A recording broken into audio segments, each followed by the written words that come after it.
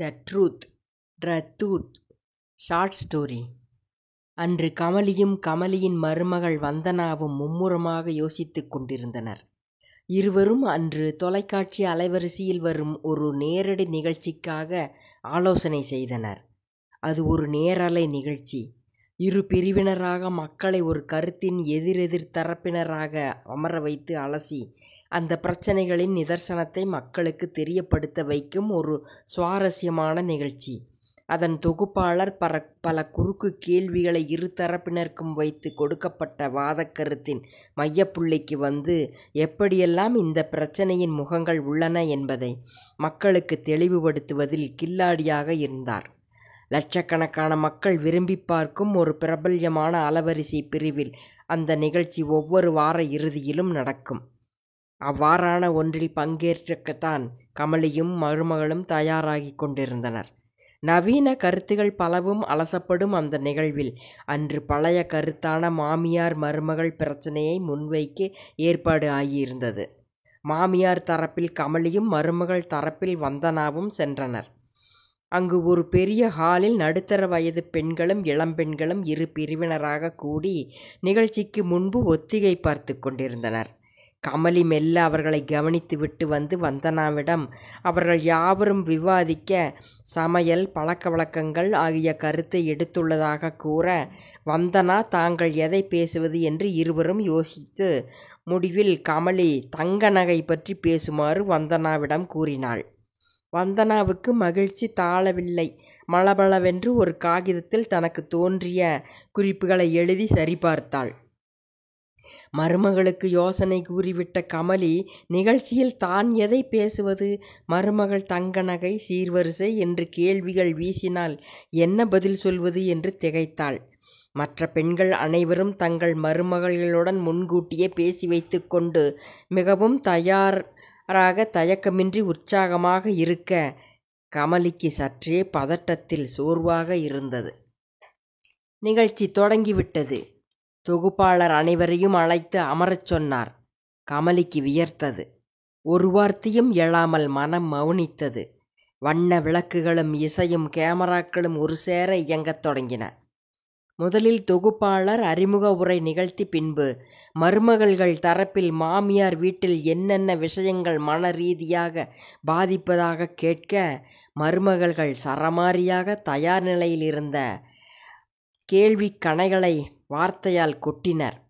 சில சமையல் விஷயங்கள் மற்றும் பழக்க வழக்கங்கள் தங்களை மாற்றிக்கொள்ளச் சொல்வதும் புதிதாக திணிப்பதும் மனரீதியாக பாதிப்பு ஏற்படுத்துவதாக கூறினர். அடுத்து மாமியார்கள் தரப்பில் பேச இருந்த பெண்மணிகள் மருமகள்களின் கேள்வி குற்றச்சாட்டுகளுக்கு பதில்களை விளாசி தள்ளினர். மருமகள் தங்களுடைய வீட்டு ருசியை விட்டுத்தராத போது தன் மகன் மட்டும் ஏன் தன் சொந்த வீட்டு உணவு ருசியை மாற்றிக்கொள்ள வேண்டும் என்றனர். கோவிலுக்கு போகும் போதாவது புடவை கட்டலாமே, பிறகு எப்போதுமே அதை தவிர வேறு வித உடைகளைத்தானே மருமகள்கள் அணிகிறார்கள் என்பதால் என்றனர். கமலி அமைதியாக கவனித்து கொண்டிருந்தாள். வந்தனாவை தவிர மற்ற மருமகள்கள் பேசினர். எதிர்த்தரப்பில் கமலியை தவிர மற்ற பெண்மணிகள் பேசி முடித்தாயிற்று. இந்த காலத்து மாமியார் தரப்பு பலவீனமாக இருந்தது. இன்று நடுத்தர வயதில் உள்ள மாமியார்கள் தங்கள் காலத்தில் மாமியார் நாத்தனார்களை சமாளித்து சகித்து வாழ்ந்து இப்போது நவீன மருமகள்களிடம் கட்டுப்பட்டு நடக்க வேண்டியிருக்கிறது. தொகுப்பாளர் ஒலிபெருக்கியை வந்தனாவிடம் தந்தார். முதலில் தயங்கிய வந்தனா பின்பு சுதாரித்து கொண்டு பேசினாள். தங்க நகை ஒவ்வொரு திருமணத்திலும் பெண் வீட்டாரிடம் மாப்பிள்ளை வீட்டார் கேட்டு வாங்குவதாகவும், பின்பு அதை தங்கள் இஷ்டத்துக்கு அடகு வைப்பதும் விற்று விடுவதுமாக உரிமை கொள்வது அந்த பெண்ணுக்கும் பெண் வீட்டாருக்கும் மன ரீதியாக மட்டுமில்லாமல் பொருளாதார ரீதியாகவும் பெரிய பாதிப்பு ஏற்படுத்துவதாக கூறினாள். அனைவரும் ரசித்து கேட்டனர். தொகுப்பாளர் ஆமோதித்தார். நிகழ்ச்சி நிறைவு பெற இன்னும் சில நிமிடங்களே இருந்தன. முன்பு மற்றவர் பேசிய கருத்துக்களை விட வந்தனா சொன்னது மிகவும் ஏற்புடையதாக இருப்பதாக கூறி தொகுப்பாளர் நிகழ்ச்சியை நிறைவு செய்வதாக கூறி வந்தனாவுக்கு பரிசு தந்துவிடலாமா என யோசித்தார். அப்போது ஒலிபெருக்கியை தரச்சொல்லி வாங்கிய கமலி பின்வருமாறு பேசினாள். மருமகள்களே, இதுவரை நீங்கள் யாவரும் முன் சொன்ன கருத்துக்களை நாங்கள் ஏற்கிறோம். ஏனென்றால் நாங்களும் அந்த சமையல் பழக்கவழக்கங்கள் முதலான கருத்துக்களை பேசினால் பிரச்சனைகள் ஆகும் என்று சகித்து வாழ்ந்து கடந்து விட்டோம்.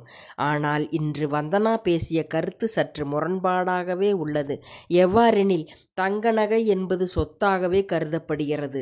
மேலும் பையனும் மருமகளும் மட்டும்தான் அதை பயன்படுத்துகிறார்களே தவிர மாமியார்கள் அல்ல. இன்னும் சொல்லப்போனால் மரணப்படுக்கையில் இருக்கும் மாமியார்கள் தங்கள் நகைகளை மருமகள்களுக்கு பங்கிட்டு தரும் கதைகளை கூட நீங்கள் யாவரும் கேள்விப்பட்டிருப்பீர்கள். ஆனால் ஒருபோதும் எந்த மாமியாரும் தன் மருமகள் நகையை தான் அணிந்து கொண்டதும் இல்லை, அப்படி ஆசை கொண்டதும் இல்லை. எல்லாவற்றுக்கும் மேலாக இந்த தங்க நகை வரதட்சணைக்கு முற்றுப்புள்ளி வைக்க ஒரே ஒரு வழிதான் உள்ளது. மற்றவை யாவும் தீர்வு தராத வாதங்களே.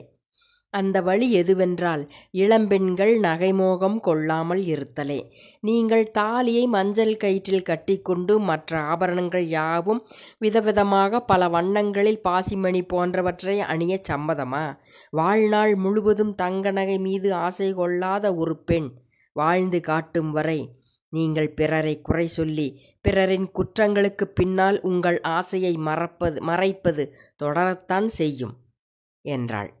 சபை முழுவதும் சில கணங்கள் வியந்து பின்பு கரகோஷம் எழுப்ப, உண்மையாகவும் அழுத்தமாகவும் தீர்வாகவும் இருந்த கமலியின் பேச்சை பாராட்டி தொகுப்பாளர் பரிசு தந்து நிகழ்ச்சியை முடித்தார். முற்றும்.